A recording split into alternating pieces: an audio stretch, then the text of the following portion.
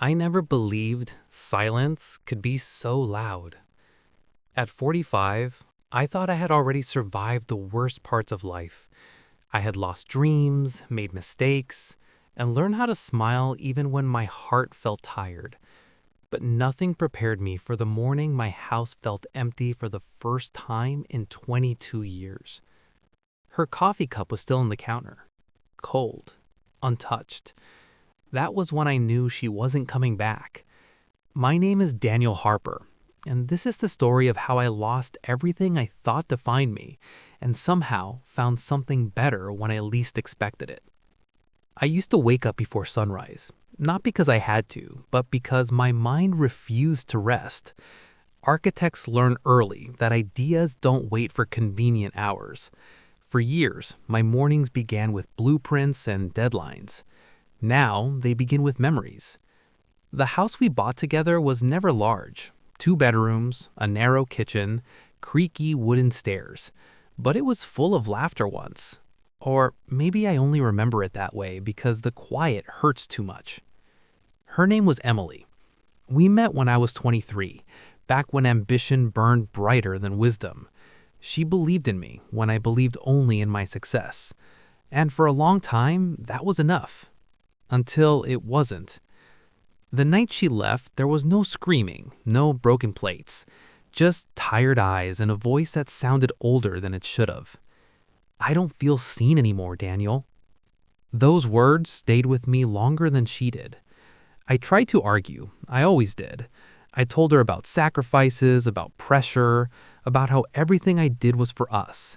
She nodded, smiled sadly. "That's the problem. You were always doing things for us, but you stopped being with me." When the door closed behind her, something inside me followed. I stopped drawing. I stopped planning. I stopped dreaming. 6 months later, I sold my firm's share, packed my life into boxes, and drove until the city disappeared behind me. That's how I ended up in Maple Creek, a town so small it felt forgotten by time. And that's where my life truly began. I arrived in Maple Creek on a Tuesday. I remember that because the streets were empty, the shops were closed, and even the wind seemed tired. A sign near the road said, "Welcome to Maple Creek. Population 3,412. Someone had painted a small heart under the number, as if to prove that people still cared enough to decorate things here. I parked my car near the town square and just sat there for a moment.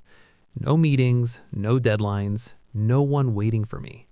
For the first time in decades, my future felt like a blank page, and that terrified me. The cafe was the last place I expected to buy. It sat on the corner of Main Street, with faded green walls and large windows that hadn't been cleaned in years. A wooden sign hung above the door, barely holding on. Harper's Corner Cafe. I laughed quietly when I saw the name. The owner, an elderly man named Walter, told me the cafe used to belong to my grandfather. I had never known that. My family rarely talked about the past unless it was convenient. "People stopped coming," Walter said, shrugging. "Town changed, or maybe people did." I didn't ask for numbers, I didn't ask for profit reports. I bought it anyway. Running a cafe is nothing like running an architecture firm. There are no awards, no applause, just early mornings and tired hands. The first week, I burned coffee twice and forgot orders more times than I could count. Locals watched me with polite curiosity, like they weren't sure if I would last. Neither was I. But there was something calming about wiping tables, hearing the bell above the door ring, and watching strangers live their small, ordinary lives. I started sleeping again. One morning, about 3 weeks after I opened, she walked in. She wasn't dramatic. She didn't turn heads. She didn't smile at me right away. She ordered tea. "No sugar," she said. Her voice was calm, steady. That was it. But something about her stayed with me long after she left. Her name, I later learned, was Claire Bennett. She came every Thursday morning, always at the same time, always ordering the same tea.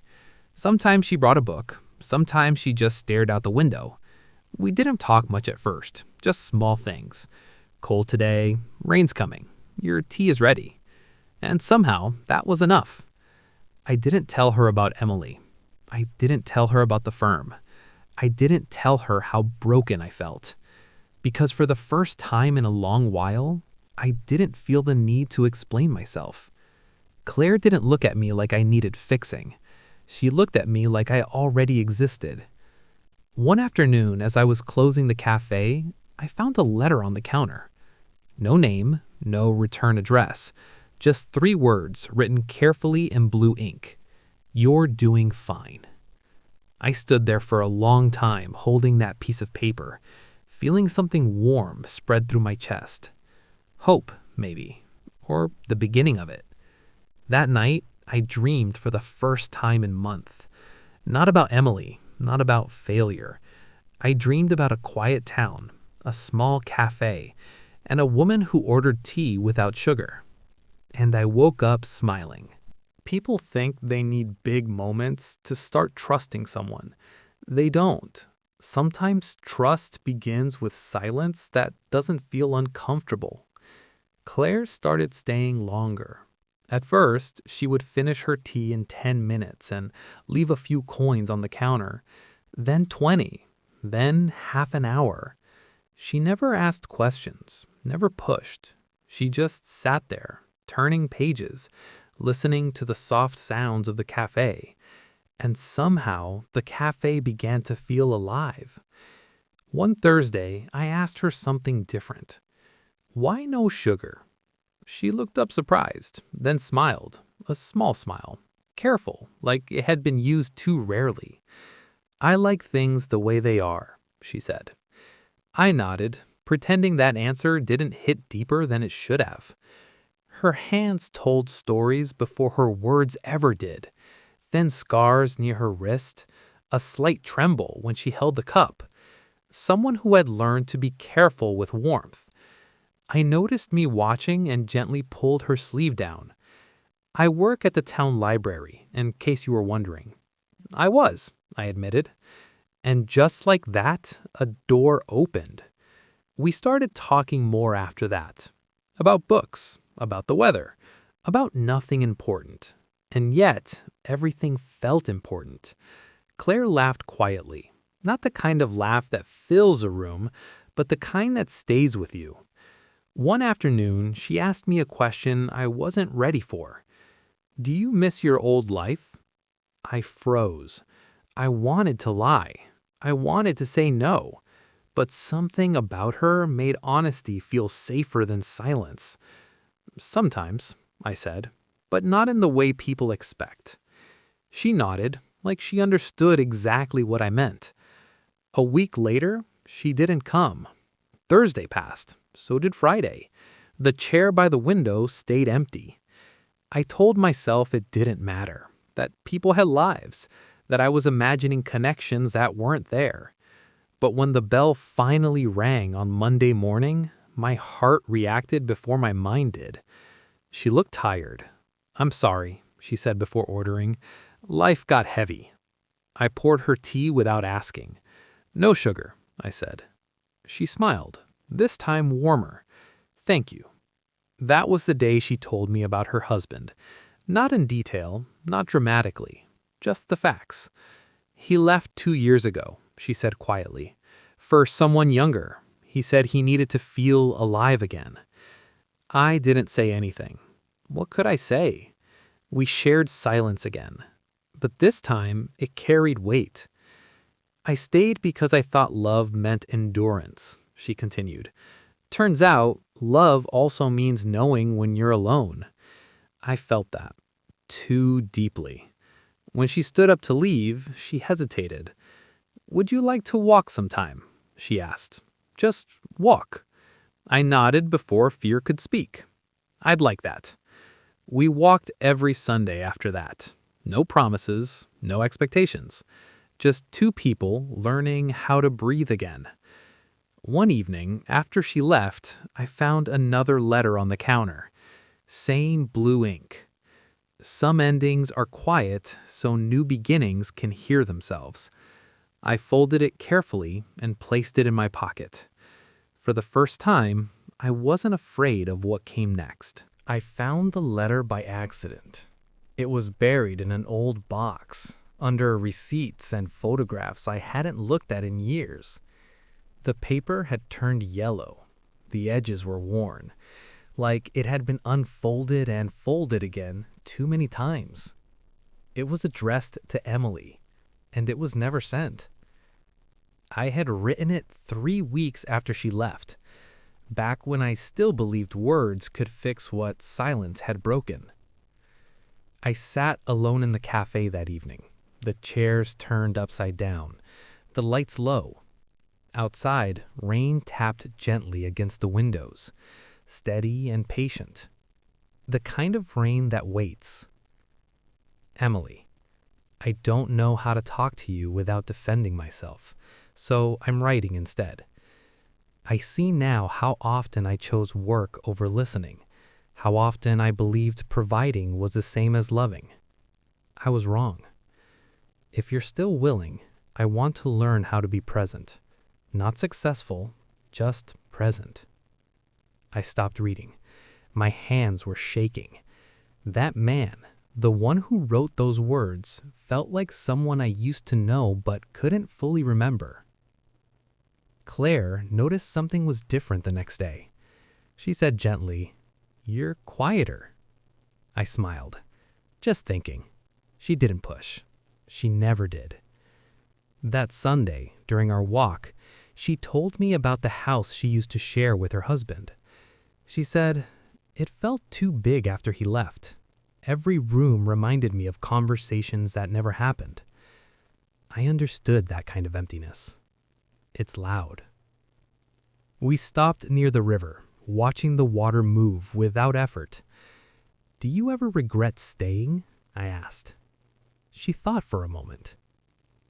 She said, "I regret disappearing inside myself, but staying taught me what I deserve." Her words stayed with me long after we parted ways. That night, I took the letter home. I read it again and again. Then I did something I never expected. I wrote another one. "Emily, I hope you're well. I'm not writing to ask you back. I just want you to know that losing you changed me. I finally understand what you meant when you said you didn't feel seen. I see now, even if it's too late." I folded the letter. I placed it in an envelope. And then I didn't send it. Letting go doesn't always mean closure. Sometimes it means choosing peace over answers. The next morning, Claire didn't order tea. She ordered coffee with sugar. I raised an eyebrow. She smiled, a little nervous. I thought I'd try something different. So did I. We laughed, and in that moment, something shifted. Not love, not yet, but possibility. Later that evening, as I locked up the cafe, I noticed the car parked across the street, out of place, shiny, city plates. A woman sat inside, watching the cafe through the windshield. My heart recognized her before my mind did. Emily had found me. I didn't go outside right away. I watched her through the glass. Emily looked different. Not worse, not better, just older. Like life had asked her the same hard questions it had asked me. She stepped out of the car slowly, as if giving me time to decide. The bell above the cafe door rang, and suddenly, the past was standing in front of me. "Daniel," she said. Hearing my name in her voice felt strange, familiar, heavy. "Emily." That was all. No anger, no relief. Just two people standing in the space where 22 years used to be. "I didn't know if you'd want to see me," she said. "I didn't know if I did either," I answered honestly. She nodded, accepting that truth more easily than I expected. We sat at the small table near the window, the one Claire usually chose. That felt important. and complicated. "I heard about the cafe," she said, looking around. "I didn't even know this town existed." "I didn't either," I replied. Silence filled the space between us, but it wasn't hostile. It was careful. She said, "I left him." I didn't ask who him was. She continued, "I realized I was chasing something that didn't exist. Freedom, maybe. Or youth. I don't know." She looked at me then. Really looked. "I wanted to see if you were okay." I thought about the letter. The one I never sent. "I am," I said, and meant it. Outside, rain began to fall again. Soft. Patient. "Do you ever think about us?" I took my time answering. "I think about what we taught each other, not about going back." Her eyes filled, but she didn't cry. "I think that's fair," she whispered. When she stood to leave, she hesitated. "You loved me well, Daniel, just not loudly enough." She smiled sadly, then turned toward the door. And just like that, the past walked out. Claire came in an hour later. She noticed immediately. "You had a visitor." "Yes." She waited. "It was my ex-wife." She inhaled slowly, steadying herself. "Oh."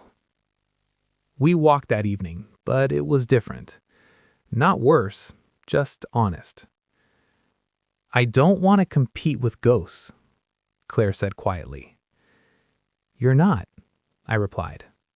"They don't live here anymore." She stopped walking and looked at me. "Are you sure?" I nodded. For the first time in years, I was. That night, I burned the first letter, watched the words disappear, and felt lighter than I had in a long time. The next morning, Claire ordered tea again. No sugar. Some things didn't need changing. Love doesn't arrive loudly the second time. It comes quietly, like a hand resting near yours waiting to see if you'll pull away. Claire and I didn't label what was happening between us. We didn't need to. Labels belong to people who are still trying to convince themselves. We were past that. One morning, she stayed after closing.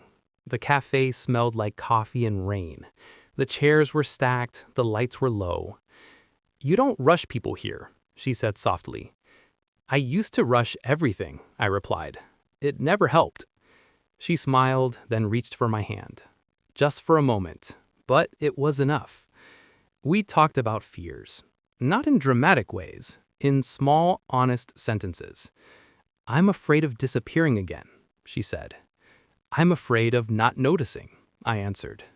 We promised nothing, and somehow that felt safer than promises. The town noticed before we did. Walter winked. The librarian smiled longer. Someone left flowers on the cafe counter with no note. Maple Creek had a way of quietly approving things. One evening, Claire came to my house for dinner. The walls were still bare. "I never finished decorating," I said. "Good. It leaves room." We ate slowly, talked about books, about childhoods, about nothing important, and everything. Later, she stood by the window. "I don't need to be saved," she said gently. "I just want to be chosen." I stepped closer. "You already are." Our first kiss was unremarkable to anyone watching. No fireworks, no music, just two people deciding not to be afraid anymore. That night, I slept deeply. No dreams, just peace. The next morning, I found the last letter on the counter. Same blue ink. Some people don't come to fix your life. They come to share it. I didn't need to guess who wrote it. People think happy endings are loud. They're not.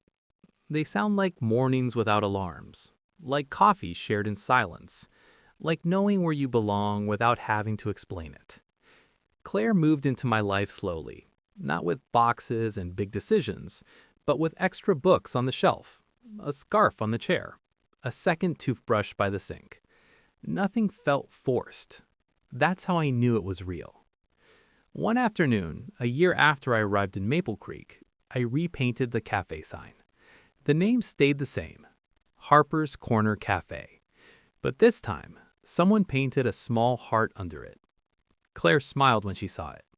We didn't talk about marriage. We talked about weekends, about growing old, about which window got the best light in the morning. Love didn't feel like urgency anymore.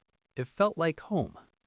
One evening, as we closed the cafe together, Claire asked, "Do you ever wonder what would have happened if she hadn't left?" I thought about it carefully. "No," I said, "because then I wouldn't be here." She nodded. That was enough. Sometimes Emily sent postcards from places with names I couldn't pronounce. She looked happy. So did I. On my 46th birthday, Claire gave me a small box. Inside was the first letter she ever wrote, the one that said, "You're doing fine." "I thought you should have it," she said. I held it carefully, like something fragile, like something true. That night, I locked up the cafe and turned off the lights. Claire waited outside. "Ready?" she asked. "For what?" "For whatever comes next." I took her hand. I've been ready for a while.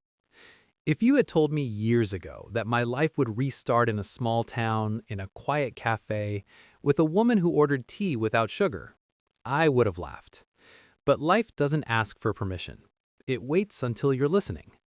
I used to think love was something you chased. Now I know better. Love is something you choose every day.